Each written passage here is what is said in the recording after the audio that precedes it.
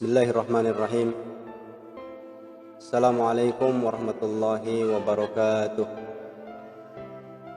Innal hamdalillah nahmaduhu wa nasta'inuhu wa nastaghfiruh wa na'udzu billahi min shururi anfusina wa min sayyiati a'malina. May yahdihillahu fala mudhillalah wa may yudlil fala hadiyalah. Wa nashhadu an la ilaha illallah wahdahu la syarikalah wa nashhadu anna Muhammadan abduhu wa rasuluhu la nabiyya ba'dah. Allahumma salli wa sallim wa barik ala hadzal nabiyyil karim wa ala alihi wa ashabihi wa man tabi'ahu bi ihsanin ila yaumiddin. Amma ba'du. Sahabat yang dimuliakan Allah Subhanahu wa taala dimanapun berada,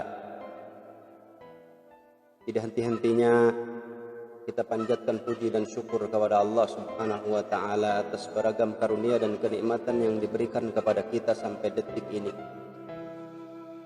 Sekalipun saat ini kita dalam keterbatasan, dalam keterpurukan, akan tetapi ruang-ruang untuk bersyukur masih terlalu banyak untuk kita penuhi. Kita masih diberikan nikmat iman, nikmat Islam oleh Allah Subhanahu wa taala. Nikmat terbesar yang diberikan oleh Allah Subhanahu wa taala kepada kita. Alhamdulillah.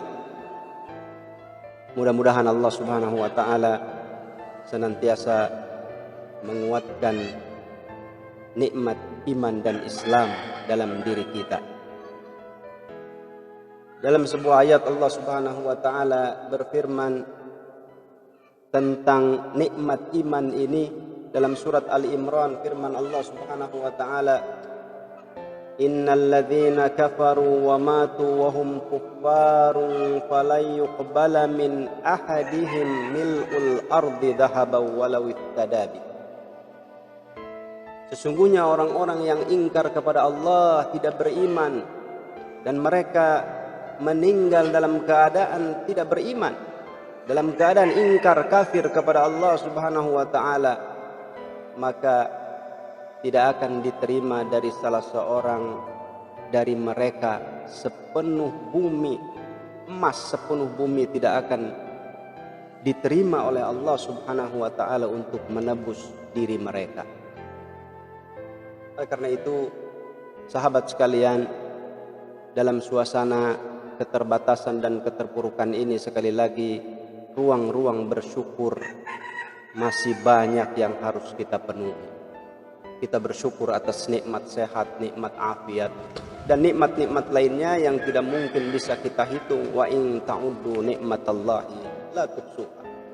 Sekiranya kalian menghitung-hitung nikmat Allah, tidak akan pernah bisa dihitung. Sahabat sekalian yang dimuliakan Allah Subhanahu wa taala, saat ini kita semua dan dunia tengah menghadapi pandemik COVID-19. Tentu kita sebagai orang-orang yang beriman, kita mendapatkan bimbingan dari Al-Quran dan As-Sunnah bagaimana kita menghadapi musibah ini. Bagaimana kita menghadapi suasana musibah atau suasana pandemik. Di dalam Al-Quran, Allah Subhanahu wa taala telah menjelaskan, dan ini tentunya menjadi yang pertama, sikap yang harus dimiliki oleh seorang mukmin di dalam menghadapi musibah ini, pandemi COVID-19. Yang pertama adalah kita wajib beriman dan yakin bahwa semua urusan di tangan Allah Subhanahu wa taala. Apa yang terjadi semua atas kehendak dan takdir Allah Subhanahu wa taala. Musibah yang menimpa ini tidak terjadi kecuali atas kehendak Allah Subhanahu wa taala. Inilah sikap pertama yang harus dimiliki oleh orang yang beriman di dalam menyikapi satu peristiwa, mengembalikan kepada Allah Subhanahu wa taala. Di banyak ayat Allah Subhanahu wa taala telah menegaskan. Ada beberapa ayat yang barangkali bisa kita gali, ayat-ayat yang menunjukkan kemahabesaran Allah Subhanahu wa taala, kekuasaan Allah Subhanahu wa taala, bahwa tidak ada satu musibah yang menimpa kepada diri kita, tidak ada musibah yang menimpa di bumi ini kecuali atas kehendak Allah Subhanahu wa taala. Dalam surat At-Taubah Allah Subhanahu wa taala berfirman, a'udzubillahi minasyaitonir rajim. Qul lan yusibana illa ma kataballahu lana huwa maulana wa 'alallahi falyatawakkalul mu'minun. Katakanlah, tidak akan menimpa kepada kami musibah kecuali apa yang sudah digariskan, ditulis oleh Allah Subhanahu wa taala. Dialah pelindung kita.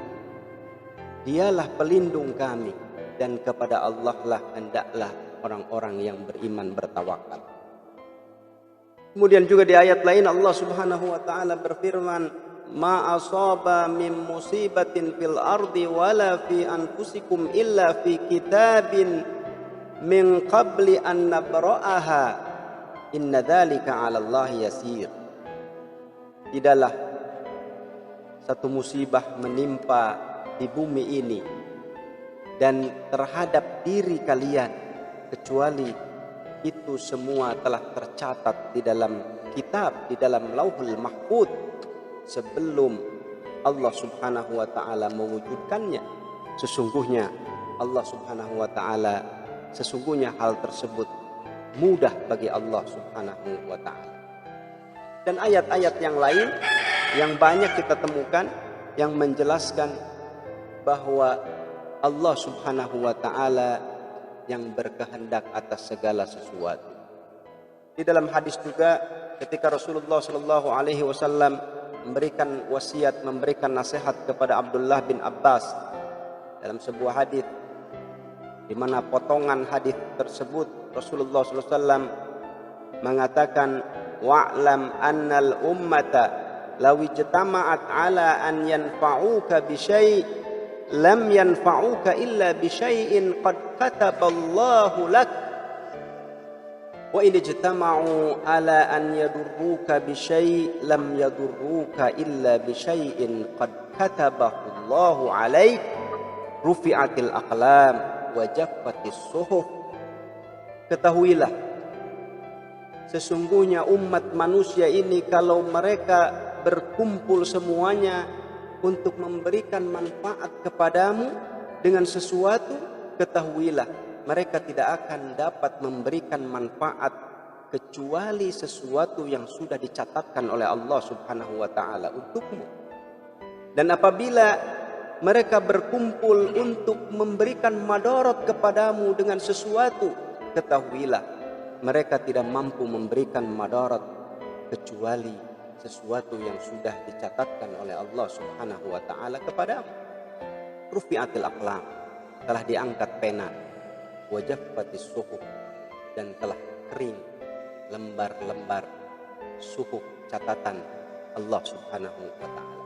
Inilah yang pertama, sahabat sekalian yang dimuliakan Allah Subhanahu wa taala, yang harus kita miliki keyakinan kepada Allah Subhanahu wa taala bahwa musibah ini tidak menimpa kecuali atas izin Allah Subhanahu wa taala.